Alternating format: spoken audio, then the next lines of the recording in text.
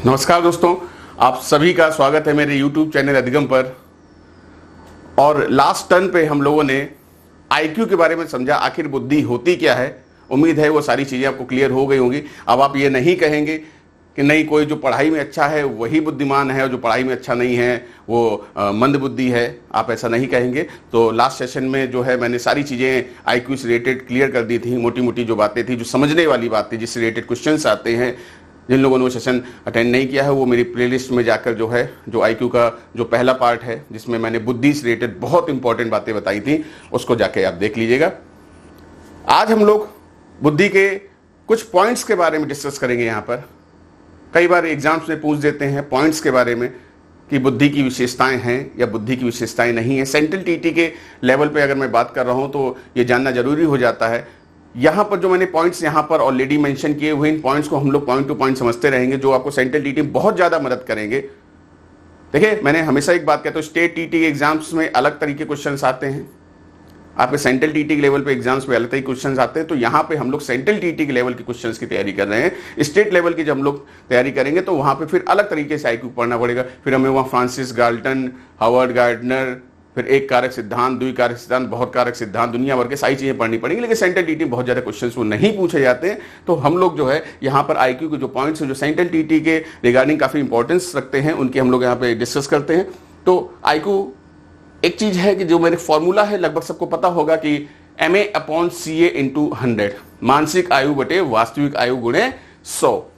ये एक फॉर्मूला है। Mental as upon chronological age × 100। अब मेंटल एज की वैल्यू दे दी, क्रोनोलॉजिकल की वैल्यू दे दी और कहा IQ निकालिए, निकाल लेंगे। या फिर क्रोनोलॉजिकल एज की दे दी, मेंटल एज की दे, या फिर IQ की वैल्यू दे दी और कहा मेंटल एज निकालिए। तो वो आप जो है पक्षांतर करके निकाल सकते हैं। वैसे सेंट्रल TT में अभी तक ऐसा कोई क्वेश्चन पूछा नहीं गया है, लेकिन स्टेट लेवल पूछते हैं। तो चलिए आगे बढ़ते हैं।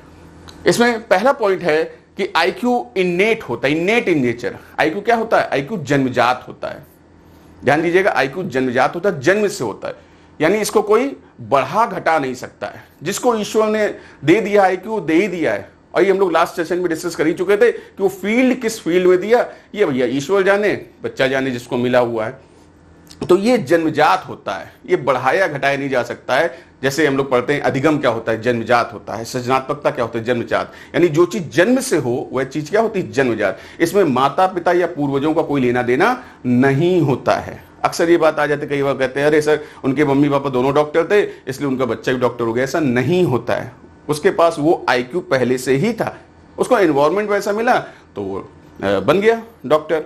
तो ऐसा नहीं है कि माता पिता या पूर्वज वो बहुत प्रतिभाशाली रहे हो तो बच्चा भी जरूर प्रतिभाशाली हो जाएगा, ऐसा नहीं है। इसका बड़ा एक कॉमन एग्जाम्पल देखिए, भाई राजीव गांधी थे, बहुत प्रतिभाशाली इस तरीके से थे, और उनके बेटे के नाम राहुल गांधी, आप सब जानते ही हैं। तो उम्मीद है समझ गए होंगे मेरे इस पॉइंट को। ऐसा कुछ, एक किसान का बेटा भी IAS बनता है, एक किसान का बेटा भी IAS बनता है। एक मजदूरी करने वाला, एक रिक्शे चलाने वाले, उसके भी बच्चे बहुत ऊंचाई पे बढ़े, IAS बने हैं, PCS बने हैं, डॉक्टर बने, इंजीनियर बने। जबकि उसके रिक्शे वाले के, उसके मजदूर बहुत ज्यादा वो IQ नहीं था उनके पास। तो ऐसा कुछ नहीं होता है। और वैसे भी कहा जाता है कि कीचड़ में कमल खिलता है। घर परिवार में इस तरीके से माहौल नहीं है, चीजें नहीं है, बहुत ज्यादा लोग पढ़े लिखे नहीं है, शिक्षित नहीं, लेकिन उसके बावजूद उनके घर में कोई एक ऐसा होनहार बेटा या बेटी पैदा होती है जो पूरा नाम रोशन कर देती। तो IQ जन्मजात होता है, ईश्वर का दिया हुआ वरदान है। बात समझ में आ गई होगी। इसका वंशानुक्रम से कोई भी लेना देना यहां पर नहीं होता। फिर क्या होता? IQ 20 ईयर्स एज तक कंप्लीट हो जाता है। IQ जो है वो 20 साल की अवस्था तक जितना होता है वो हो जाता है। ऐसा नहीं होता फिर वो उसके बाद बढ़ता रहे या घटना, जो है 20 साल तक वो डेवलप हो जाएगा। मिला तो जन्म जाता है, लेकिन थोड़ा टाइम चाहिए ना डेवलपमेंट के लिए। तो लगभग देखा गया 20 वर्ष से कहीं कहीं जगह 18 वर्ष 16 वर्ष इस तरीके से कह देते हैं। तो इसकी पर्टिकुलर कोई एज नहीं है, लेकिन मोटा मोटा मैंने यहाँ पे बताया कि 20 साल तक जो IQ का जो डेवलपमेंट है वो कंप्लीट हो जाता है। तो ये भी आप याद रखें। फिर क्या होता है IQ? और क्या होता है? एबिलिटी टू लर्न, सीखने की क्षमता को IQ कहते हैं। अब ये क्या है सीखने की क्षमता को? भाई सीधी सी बात है, कोई व्यक्ति किसी चीज को जल्दी सीख लेता है तो वहीं दूसरा व्यक्ति उस चीज को देर में सीख पाता है। रमेश जो है वो साइकिल चलाना जल्दी सीख लेता है, वहीं पे जो है साहिल जो है वो साइकिल चलाना देर में सीखता है।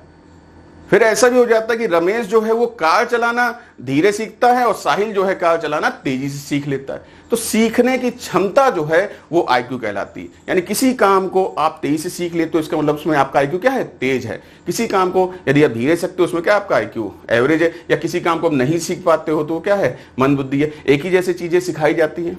अब मुझे नहीं लगता आप में से किसी को इस बात का बुरा लगेगा कि मंदबुद्धि वाले कॉन्सेप्ट में लेके आता हूं। तो मैथ किसी को जल्दी समझ में आ गई, किसी को देर में समझ में आई, किसी को बिल्कुल समझ में नहीं आई। तो हमारा आईक्यू किस चीज के लिए बना है वो बात है। लेकिन यहां पे बात करें सीखने की क्षमता, कई बार ऐसा होता है किसी काम को हम जल्दी सीख लेते हैं बजाय कि दूसरे के, उसमें हमारा क्या आईक्यू तेज है। और वही किसी काम को क्या है हम थोड़ी देर में सीख पाते हैं, उसमें हमारा आईक्यू क्या है, सामान्य है। और किसी काम को हम बिल्कुल नहीं सीख पाते, गलतियां करते रहते, वो क्या है, हमारा आईक्यू जगह क्या है, बहुत कम है। कॉन्सेप्ट यहां पे ये है कि ability to learn is known as IQ, सीखने की क्षमता को आईक्यू कहते हैं। फिर एक बात और कही जाती है, साथ में बता देता हूं, कि कहते हैं कि त्वरित एवं सही निर्णय लेने की क्षमता को भी आईक्यू कहते हैं। निर्णय लिया जाए, तुरंत लिया जाए और कैसा हो, सही निर्णय हो, तो वो भी आईक्यू होता है। मैंने इसी में जोड़ दिया है, लिखा नहीं है यहां पे, कि कोई निर्णय यदि आप लेते हो और सही निर्णय लो और तुरंत लो तो वो भी आईक्यू होता है। कई बार ऐसा होता है दंगे फसाद हो जाते हैं तो वहां के डीएम जो होते हैं उनको निर्णय तुरंत लेना पड़ता है, ज्यादा समय नहीं है, और निर्णय कैसा हो, सही हो, ऐसा ना हो कि निर्णय गलत हो जाए तो वो आईक्यू नहीं कहलाएगा। तो तुरंत एवं सही निर्णय लेने की क्षमता को भी आईक्यू कहते हैं। फिर नेक्स्ट पॉइंट है ability to adjust with environment, वातावरण के साथ सामंजस्य बिठाने की क्षमता को भी आईक्यू कहते हैं। बड़ी बात है, वातावरण के साथ सामंजस्य बिठाने की क्षमता को भी आईक्यू कहते हैं, यानी एनवायरमेंट। अब ये नहीं है गर्मी सर्दी साथ एडजस्टमेंट, वातावरण मतलब जो आपका सोशल एनवायरमेंट है उसके साथ आप कैसे एडजस्ट कर पाते हो, ये भी अपने आप में आईक्यू है। इस पर लोग ध्यान नहीं देते थे। कुछ लोग होते हैं जैसा भी माहौल मिलता है उसमें क्या है वो एडजस्ट हो जाते हैं। वो कहते हैं ठीक है यार, नहीं व्यवस्था एसी कूलर के, हम आराम से पंखे में लेट जाएंगे, कोई ऐसी बात नहीं है, खुले में लेट जाएंगे। और कुछ लोग क्या कहते हैं, हम नहीं एडजस्ट कर पाएंगे, ना ना हमें तो बिना एसी की नींद ही नहीं आती है। इसका मतलब क्या, उनके पास आईक्यू कम है। कुछ लोग ट्रेन में उनका रिजर्वेशन कंफर्म नहीं हुआ, वो कहते हैं अरे ठीक है यार, जनरल मिल गया, स्लीपर मिल गया, जो मिल गया, दिल्ली तो जाना है यार, यहीं तक तो जाना है, कौन रोज जाना होता है, चलो एडजस्ट कर लेते हैं, एक दिन की बात है। नहीं कोई चीज खाने में उस तरीके से मिली तो चलो एडजस्ट कर लेते हैं यार, जरूरी है कि हमेशा 56 व्यंजन मिले। तो ऐसे जो लोग होते हैं उनके पास भी आईक्यू होता है। आपके पास भी आईक्यू होगा और नहीं भी हो सकता। किसी ने कहा कि भाई ये 8-10 लोग आ गए हैं, अब इनका थोड़ा एडजस्टमेंट करना, एक काम करो अपने कमरे में जो है बेड अगर बिछा दें तो बाकी सब लोग लेट जाओ। कोई कहता है हाँ हाँ कोई दिक्कत नहीं है, और कोई कहता है नहीं नहीं मैं अपने कमरे को शेयर नहीं करूंगी या करूंगी। तो ये आईक्यू वाला कॉन्सेप्ट आ जाता है। एक लड़की केस में ये होता है, जब शादी के बाद जाती है एक अच्छी बहू जो बनती है ना, उसके पास क्या है, एडजस्टमेंट विद एनवायरमेंट। उसने बहुत जल्दी वहां पे क्या है, एडजस्ट कर लिया, उसके पास आईक्यू था। और कई लोग ऐसे होते हैं जो जीवन भर एडजस्ट नहीं कर पाते हैं, अपने तरीके चीजें चलाने की कोशिश करते हैं। तो ये भी कॉन्सेप्ट है आईक्यू के साथ है।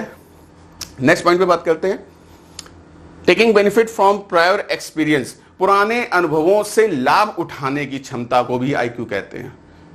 पुराने आपके अनुभव क्या रहे हैं, कैसे रहे हैं, खट्टे बुरे सबके जीवन में रहते हैं, लेकिन उनसे आपने सीखा क्या।